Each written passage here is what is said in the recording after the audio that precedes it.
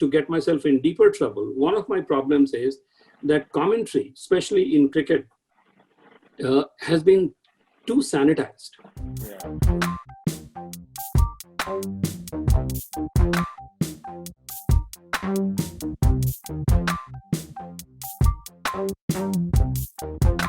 I was watching the Under-19 Cricket World Cup, India-Bangladesh, and it was on Hotstar. So you don't get ads between overs, and you could hear the stump mic. It becomes very interesting.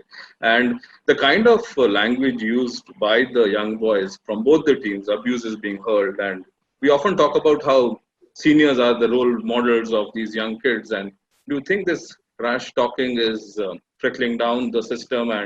And as a broadcaster, as a parent, and as somebody who's watched cricket from an earlier era when the cricketers were slightly much more restrained in what they do and what they said, how do you react to that? These are young boys and girls. They play with passion. It's, I think it's an individual judgment. The teams, the coaches, the tournament, they need to put structures and they need to put filters and guardrails around this. But those guardrails should not be calcified. We need to be in tune with the times, and they should keep evolving. It should not be racially insensitive. It should not be culturally insensitive. It should not be making fun of people's, disabilities, etc. But some amount of banter, even if it is provocative, is part of the fun. Even as a broadcaster, the teasers which we see before a series, they're mostly about this close-up of cricketers in a very angry expression, and then we have some ugly exchange which gets discussed in the post-match show. So is it a storyline which is very popular, and is it the kind of change in the attitude of the audience? Maybe that's what they want. Like, how do you see this? It has to be done judiciously, but just imagine that if there is a very intense moment, a bowler has run and has bowled a great ball, and somebody hits it for a six, and if that bowler meekly just turns around and goes back, would the audience not suspect that the match was fixed?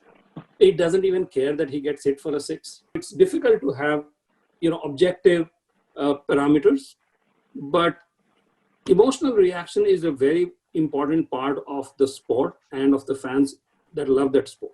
To get myself in deeper trouble, one of my problems is that commentary, especially in cricket, has been too sanitized. And that is why matches, a lot of fun has gone out of the matches, because what we call color, and I'm not saying color in a flippant way, but what the more well-rounded, lively description of the sport has gone away. So relationship, through commentary, we're trying to make it too transactional. He came forward, he hit it, took 2 runs, didn't take 2 runs. So we keep talking about the life going out of cricket, and it just becoming, things like T20 becoming just too transactional. But I think we are also responsible for that. And we need to think, how do we create a well-rounded, lively experience for people, which goes beyond just the scores and the runs, and yet is not socially detrimental.